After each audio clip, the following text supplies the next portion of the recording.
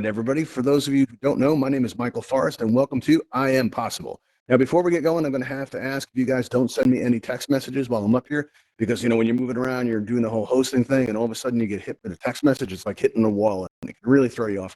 So if you have any text messages or anything like that, please save them to the end of the event, and I would appreciate that very much.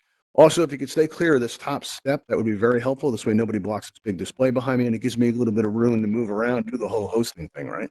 In addition to that, if you may notice at the very top of your menu wheel is a microphone icon, and when that microphone icon is clear, that means we can hear everything that's happening in your environment.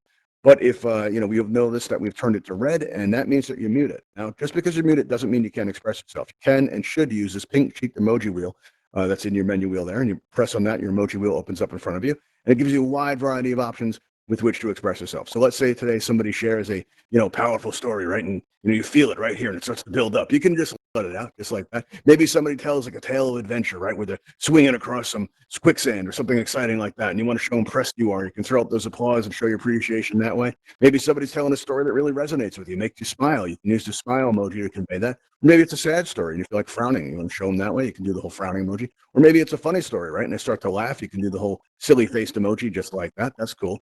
And then there's this thing. This is by far the most distracting of all the emojis, right? And we're going to want to use this not to ask questions, not to get on our list, but you're going to use this in the event that there's a problem. So like if I'm moving my hands around and it looks like I'm talking, but you guys aren't hearing anything, that's a good time to press that. Or maybe, the moderators have been to one too many I Am Possibles and they've had enough and decide they're going to burn down this set and they light the screen on fire behind me, but I don't notice because I'm up here presenting and, you guys got to let me know. Right. So one of those hands goes up. And if one of them goes up, I'm going to probably just keep on going. But if like 5 go up at one time, I know there's something I need to address. So that's the time when you're going to want to use that thing. You're also going to notice there's an X in the middle of the emoji panel, and that will close the emoji panel and make it go away. But it's a good idea to leave it open during events like this because it, gives me some feedback, lets me know how I'm doing. It also gives the people talking some support. It's a good idea to throw that up. Right. So that's what you can do. But, more importantly, it lets the people around you know what you're experiencing. So if the person next to you starts going like this, that means they found something funny, right? You may not agree. You might be like, that's not funny at all. I'm going to go stand over here. And you can do that because this is VR. You can pretty much stand wherever you want, except that top step like we discussed because, we had that agreement, right? All right, cool. So how's this going to work? Well, I Am Possible is an event where we're going to trade stories about times that we ourselves overcame difficult odds or the times when people we know overcame difficult odds. It could be a story that we read, maybe a movie that we saw, something that we didn't think could be done or people around us didn't think could be done. And then, we got the thing done, right? And that's how that's going to work. And to do that, what we're going to do is we're going to make a raise hand button appear on your lower right as if by magic. And when you press on that, you'll get on our list and you'll be able to share one of these stories. And since pauses are the natural enemy of the all space event host, I'm going to start out and give you a little idea of how the kind of history I have with this word. Now, when I was a kid, I was growing up in Brooklyn, New York, right? And there was one summer where these bullies that were, 2 or 3 years older than me kept, chasing me down an alley, right? And they beat me up like every day, right? And always, when they did, they tell me not to run because they say, what? It's impossible. You can never get away, right? And then I, try to fight back and be like, don't fight back. It's impossible, right? And they kept saying that word, and I thought I knew what it meant, right? Impossible meant you couldn't do the thing, right? So, after a while, I just stopped fighting back. I stopped running. And at the time, my dad, he owned a bar, right? And it was a man who came into the bar one night. He had a shopping bag with him. And he comes up to the bar. He has a few drinks and he goes to settle his bill. And he asked my dad, he said, do you have any kids at home? And my dad says, yeah, I got a couple of boys at home. And the man picked up the shopping bag and he places it on top of the bar and he slides it across and says, they're going to love this. And my dad, he looks inside the bag like, thinking this is going to be the biggest tip I ever got. It's going to be a sack of money. And he looks inside and it's not a sack of money, but it was a stack of comic books, Batman comic books, actually. And what he did was he brought them home and he, slid the first of many under my bedroom door, right? And in the morning I woke up and I looked at this comic and I didn't read this like a kid reads a comic book. I read this like it was an instruction manual, right? And like a how-to guide. And what I did was I took a backpack and I modified it. I put all these like glass marbles in it and I went outside. And, sure enough, like every other day before it, the bullies started chasing me down that alleyway. And I reached back into that backpack and I pulled on that drawstring that I made really hard. And all those marbles, they clattered all over the pavement behind me, right? And they're bouncing off of there. And I kept running. And for the very first time, I made it to the garages. And just past that, there's this big stone wall. And I, climbed up that on top of the garages. And I looked back, and I saw? Right? I saw all those kids. They were all falling down. They were trying to get up and they kept falling back down. And I started giggling. I started laughing. I thought it was the funniest thing I ever seen. And then all of a sudden, I stopped laughing because it suddenly dawned on me. I had done what they said could not be done. I had done the impossible, right? And I realized that word didn't mean what people thought it meant. It was just a word that meant, you hadn't done the thing yet, right? So what I did was I went to the library, and the statute of limitations is up now. I can confess this, right? What I did was every dictionary in that library, looked up the word impossible and I crossed that with black magic marker, right? Or like Sharpie or something like that. I just crossed it all out in every single one of them, right? Because I thought, this word was pretty damaging. And then after that, every time I heard that word impossible, it became like a dare. Like I wanted to do it. I wanted to do the thing more. The more I heard I couldn't do it, the more I wanted to do it. And so I kept on with that, and it eventually led to us having this event. But I don't have anybody on the list yet, so I'm going to roll into another one. And that's actually when we first had this event, it was supposed to be a one-time thing, right? It was just supposed to be like a one-off, right? And we were come in, and we were hoping that people would come here who maybe they were in a difficult relationship, or maybe they were facing a difficult assignment at work or at school, and they were about to quit. And they'd come here, they'd hear one of these stories, and they'd be inspired to keep on going, right? But that first event, it went really well, and we heard different perspectives on. It's not the word impossible itself, but our relationship to the word that limits us. It kind of gives us permission to fail in a way if we think the thing can't be done, right? And so we kept on having these things, right? And even the world you're standing in, right? That we thought this was impossible too at one point. This was built on an Apple iPad and an old laptop that couldn't run Unity for more than 15 minutes without crashing, right? But we kept at it. We used that word impossible an awful lot. But sometimes when you're right about to quit, that's when things are about to go right. All right, I don't see anybody on the list yet, but just so you know, if you press that raise hand button, you want to share a story. Just remember, if you do share a story, it's going to be on YouTube. You'll notice Ravenhall right there, floating in the air. That's our YouTube camera. So in a couple of weeks, this will be up on YouTube, and you can wave on out and be like, "Hey, YouTube, how's it going?" And you can feel all space famous. We got a lot of people in here. We got Middleman, we got Bean, we got Lewis over here, and we got Logie Bogey over here also. So come on in all space. It's great. All right, now I don't see anybody on the list, so I'm going to keep on going. Back in the early days of the U.S., there was an old miner, and this miner, he came into possession of a gold mine, and he'd go in there and he'd work it every single day. And at the end of every day, he'd go into town and stop off at the saloon and have a few drinks and just kind of unwind. And when he was in there, a man started to approach him and say, "Listen, I'll take that mine off your hands for you." And the guy was like, "Nah, I'm never going to sell this thing, right? There's gold in there. I can feel it in my bones. I just know it, right?" And every day he would go in there, and every day he would go in the saloon. He'd be looking a little bit more beat up, a little bit more haggard, a little bit more run down. And every day that guy would ask him, to sell the mine. And every day that miner was like, "There's no way I'm ever going to do it." But then he had one of those days, and you guys have had days like this, I'm pretty sure, where nothing goes right.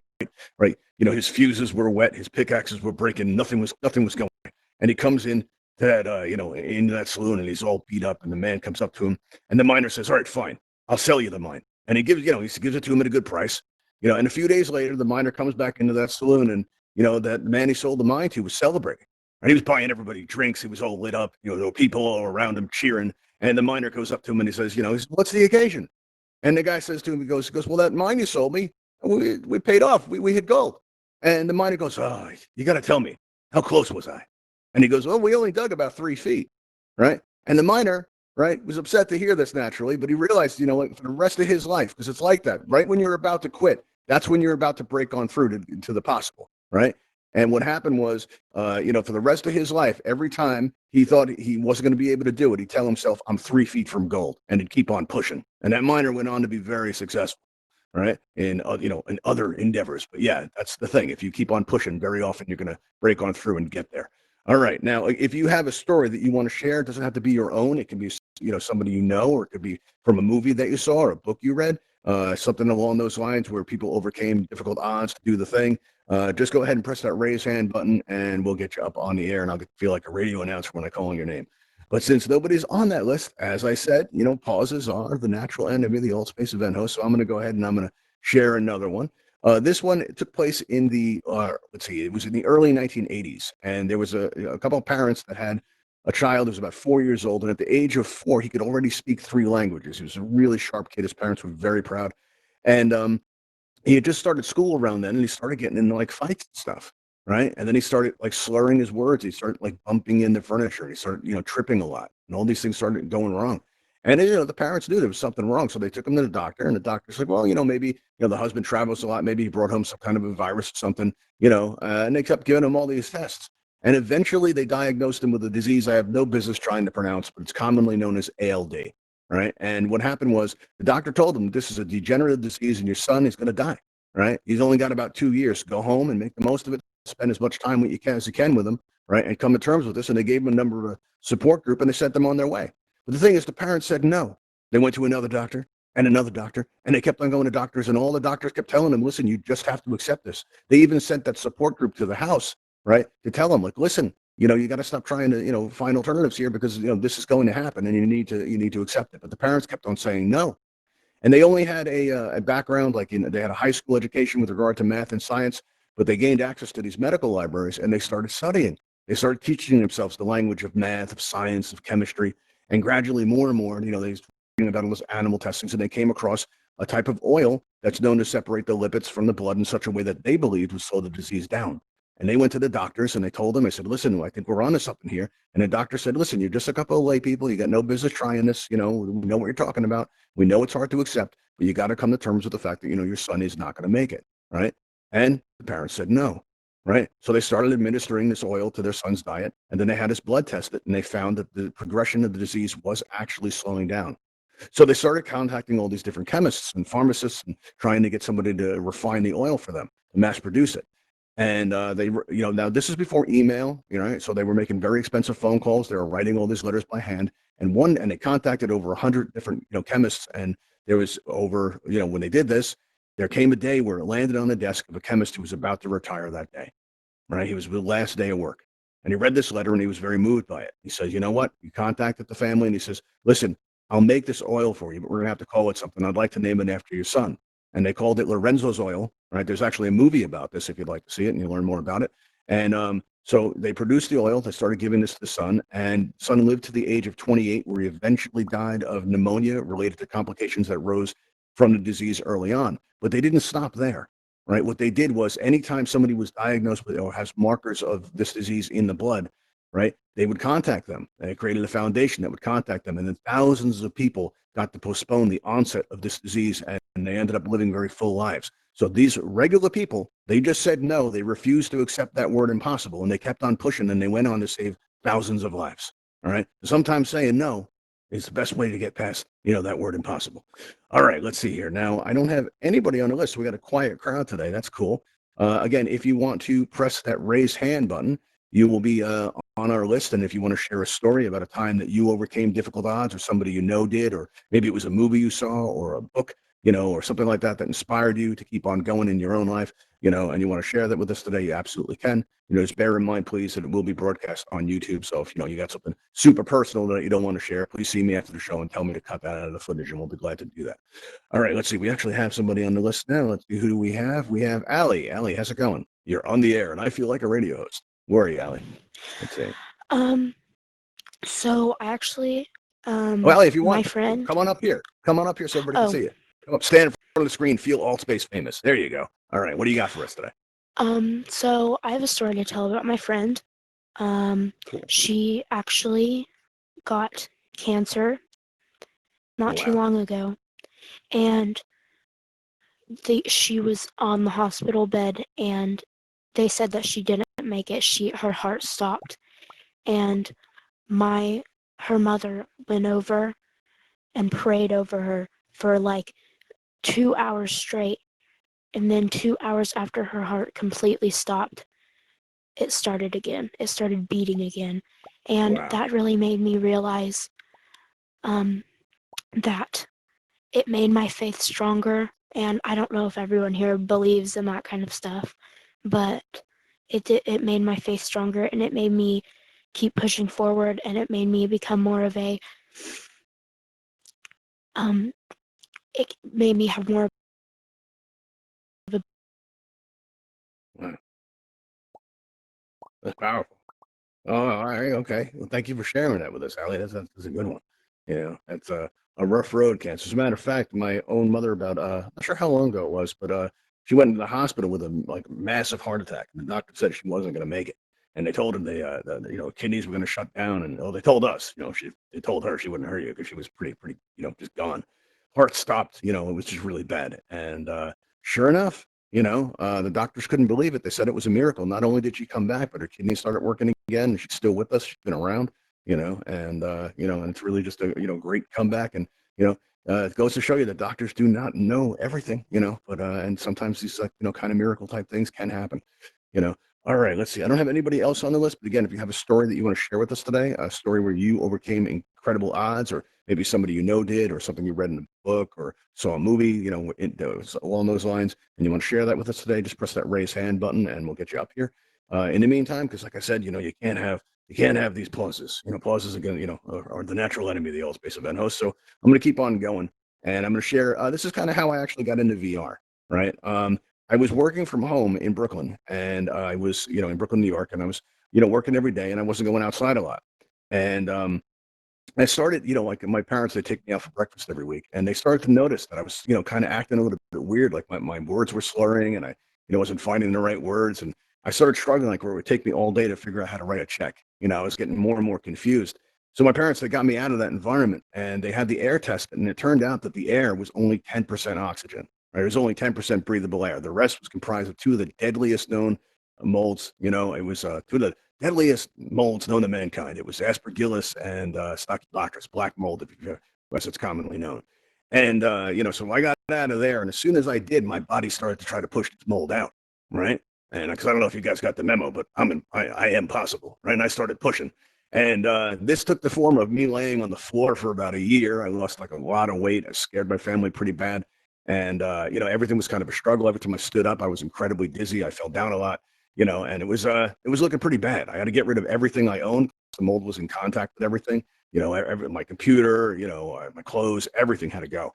And so, I was just, sitting in the dark there, kind of wasting away, listening to a radio. And my family, they got me this Apple iPad tablet so I could reconnect with the world. And that was good. And when I was, looking through that stuff, I saw a commercial for an Oculus Go headset. All right. And I started reading up on Allspace, and it sounded really cool. So, I got the headset and I came in Allspace. And first thing I did, now I tell this story in Go Time, so you might have heard this, where the first thing I did was I came into VR, and this is all true. First thing I did was I looked up, right? And I saw that sky, and that looked real to me, right? The sky up there, that looks real, doesn't it? And so what I did was, I started volunteering for Allspace all the time. And as I was, I started hosting events. I started, and at the time, it was kind of a struggle when I first started out because I wasn't healthy at all, and my first audiences, I feel kind of bad for them because I sit there and I point at the screen and I'd be like, and my heart was racing really fast because that was one of the side effects of the mold, is that my heart wouldn't really have any breaks. My heart would race all day long, like, for 20 hours a day. It was going like you were running a marathon, right?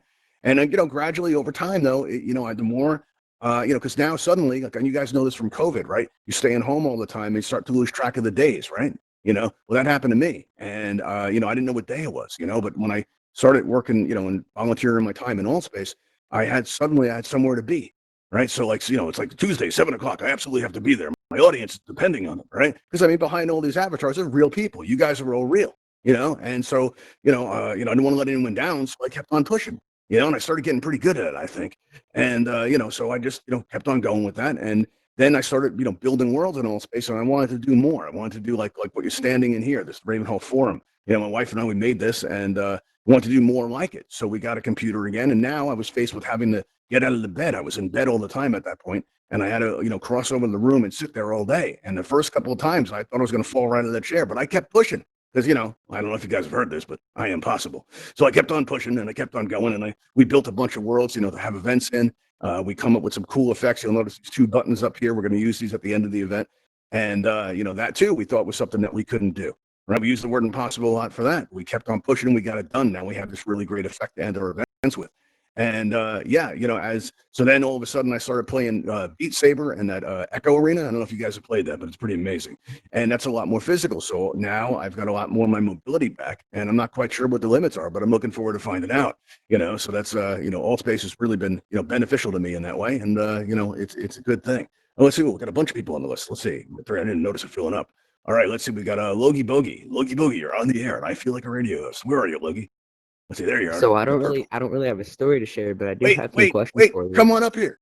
You're on the air, Okay. man. Come on up here. Feel Well, I'm all just space asking you. famous. All right, all right, all right, all right. Get on camera, man. Even if it's So- small, just do it, man. Stand So- in front of the screen. Feel the hosting You were- power. Look at him. All right. Everybody, give him a round of applause. Look at him. He's amazing in So- that purple. There you go. You were What's talking up? about how you were starting to lose track of the days, and you don't know what day it was. And I can really, Yeah. I don't really have any major problems in my life that would need me to persevere. But I just feel like I'm not doing enough with myself sometimes. Like I can sit in my room all day just watching YouTube, and I feel content with myself, but as I'm falling asleep, I Hmm. it's there's just an hour of me thinking to myself, man, I just wasted a day. Like I could have done something with that. And like I Well, I just mean, like, do you have if you any feel tips that good, like is it can really a motivate waste? you? Yeah. If it feels good, is it really a waste though? I mean, if you enjoyed the day, that's kind of its own reward, isn't it?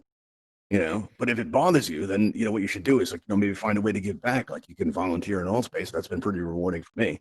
And that's so you can do that in a safe way. Volunteering like how? Like, Well, yeah, as an example, just in this space alone, like you see, we have Bean over here. Bean's moderating this event, and he's not all getting right, paid to do it, and I'm not getting paid okay. to put this event on. And we like to think and help people. So I mean, that's the kind of thing. That's a cool way to give Yeah, back. I've been looking for You know. people to try and help me figure out how to build some worlds because I want to host some events and concerts and Oh, stuff like cool. that, but I can't figure That's out, awesome. like, I'm new to VR and alt space itself. I'm just trying Well, to listen, figure there's a out how to do lot that of stuff. people. When I first started out, right, it was a little difficult to find help, but there's a lot of people willing to help you out, and there's some events that can help you out too. If you look Wednesday on the event schedule, if you look on Wednesday and Thursday, there's an event called the SDK Meetup. And at the SDK meetup, they tell you how to bring objects in. They tell you how to make custom worlds, right? And they kind of get you All right. started with that. You can also go to altvr.com/event support and tell them what you want to do. You could tell them, like, hey, I want to have, let's see, there's a pirate ship up there right now. You tell them, listen, I want to have an event for pirates. I want pirates around the world to meet because we need to All get right. organized, right? You could do something like that, right? And the All event right. team, they're really great. They're a small group of people, but they're really great. They do fantastic work, and they'll come back and they'll tell you this is exactly what you need to do, and this is exactly how you do it. You can also feel free to join our Discord. If you go to altvr.com and you go up where it says channels, right, you'll see a list of all these all space event channels, and down toward the bottom, not that means anything, you'd see Ravenhall events there. And when you click on that, you can take it to our event page, and on the lower left is a join Discord button. And if you have any questions at all about hosting events or helping out with events, we'd be very happy to help you out. All right, All so you right. can just I think try I'll doing take that that. into consideration. That's Thank you very awesome. much. That's awesome. Looking forward to seeing your work, Logie. You got a good speaking voice too. You're gonna make a good host. I'm looking forward to seeing that. All right, let's see. We don't have anybody else on the list, so I'm gonna go ahead and I'm gonna tell one more. We got time for it. Cool. All right. So back in my late teens, I was getting into like hiking and camping and all that kind of stuff, and I went up to Lake George, New York with my friend Chris, and it had been a very rainy season. There'd been like months of rain, and we had heard that there was all these waterfalls going into the lake. It was supposed to be really beautiful, so we were gonna go check it out. Now we were a couple of city kids. We had no business trying to go, like hiking and stuff like that. We weren't dressed properly for it. I mean, we looked at we had the flannel shirt, we had the boots, but those boots were actually steel toe construction boots, and that's important for what's about to happen. What happened was we went up there and we started exploring these waterfalls, and we're on top of one, and all of a sudden Chris slipped on a wet rock, and the water kind of carried him away right into my legs, and I fell over too, and then we both kind of exploded off the edge of the waterfall, and we fell down about 12 feet into the water, and we didn't get hurt. We came up and we were laughing. But then all of a sudden, when we tried to get back on shore, we stopped laughing because as we tried to get a foothold or a handhold, all these like walls of mud were coming down with these giant, like big boulders. I mean, they were very heavy and they were splashing, and it looked like it was getting kind of dangerous. So we stopped laughing real quick, and we had a tough time getting up there. And so we're treading water, and I look across the lake and I see our campsite by this giant boulder. I could see the tents, and I said, "Let's just swim for it." I mean, we're both strong swimmers, of course. I don't know if you guys have ever tried to swim in steel-toed boots before, but you don't really swim. You just kind of drag across the water like that, right? And so we kept swimming, and then about at the middle of the lake, Chris calls out to me, and I'm like, I kind of stop and tread in water, and I go, "What's up?" And he goes, "Mike, I don't think I'm gonna make it." Right? And it was scary, and I'm like, I look, toward the campsite, I look back where we came from, and I realize it's the same distance either way, right? And if we go back to where we were, there's no guarantee we're going to be able to get out of the water again because we couldn't do it before. And plus no supplies, no way to get help, right? So what we did was, we dug in and I convinced him to push, right? So we started swimming, and got about a little bit further, and then I started to feel like I wasn't going to make it. And I called out, Chris, I don't think I'm going to make it either. But at this point, Chris's adrenaline kicked in, and he sounded like, I don't know if you guys ever seen that Rocky movie and an old coach guy. That's what happened to his voice. He was like, he was saying stuff like, he goes, "Don't give up, just dig in. You got to keep going, keep pushing." And he just kept saying stuff like that. And we kept on swimming, we kept on pushing ourselves. We finally made it to that boulder, and we pulled ourselves right up out of the water. And when we did, we kind of collapsed onto the rock, and then neither one of us said anything for about an hour. And all of a sudden, Chris goes, "We made it." Right. And it was like, it was powerful. We ended up staying an extra day just to recover from it. I mean, we were really beat up from it, but we did make it through. And a lot of times when you don't think you can do it, all of a sudden you've got all this energy and stuff, available to you. Just when you start pushing, right when it gets hard, all of a sudden things open up for you and you become possible, which is really a great thing. All right. We're about out of time, right? But I'd like to ask you guys if you could go to altvr.com and go where it says channels in the upper left. And there you're going to see all these event channels listed there. And down toward the bottom, you're going to see Ravenhall events. Now, when you click on that, you get taken to our event channel, our event page. And, what you could do there is, you get a list of, different things you can do there. And there's a join Discord button, and that'll allow you to join our Discord and, ask questions, say hello, help us put on events like this. Also, in the upper right, there's the most important button on the internet, the subscribe button. And when you press this, it lets AltSpace know that you enjoy our content. And also, we don't get paid to do this, so it feels good every time we see that number go up. Feels even better when you guys subscribe to our YouTube. That's really cool if you want to do that. We like when that happens. Also, if you want to follow us on Twitter, you can find us at _ Uncanny Valley. I know that looks like one underscore, but it is actually two. All right. Now, at the end of all of our events, we take everybody flying. All right. And the way we're going to do is we have a cool transition effect that we're going to do. I'm going to press this button right here on this column. And when I do, direct your attention over to that wall. And what you're going to see is a Ravenhall Talon hovercraft come up over that wall. All right. It's an aircraft, and it's going to fly over the forum, and it's going to touch down on that landing pad right there. Right. And then we're going to go on over to the Ravenhall Flight Academy, where if you haven't learned how to fly, we'll teach you how to do that. And if you have any questions or anything like that, we'll take them there. All right. I'm going to go ahead and I'm going to unmute everybody because I like hearing reactions to this thing. All right. And now I'm going to go ahead and push this button, direct your attention over to that wall. Here we go. Ravenhall Talon aircraft en route to your position. Please stay clear of the landing pad. Here Thank it comes you. up over the wall, and this is a Ravenhall Talon hovercraft. This is a vehicle that you yourself can fly. If you come with us to the Flight Academy, you'll be able to give this thing a try. They're a lot of fun to fly around. So let's head out by going up to the top of the stairs here, right, and taking this hovercraft on out. All right. And remember, everybody, while I don't believe in the word impossible, I do believe in all of you. Here it comes. Talon aircraft is now boarding for transport to the Ravenhall Flight Academy. Please step into the blue light. All Thank you. right, everybody. Just step into that blue light, and I'll see you there. Thanks for coming, everybody.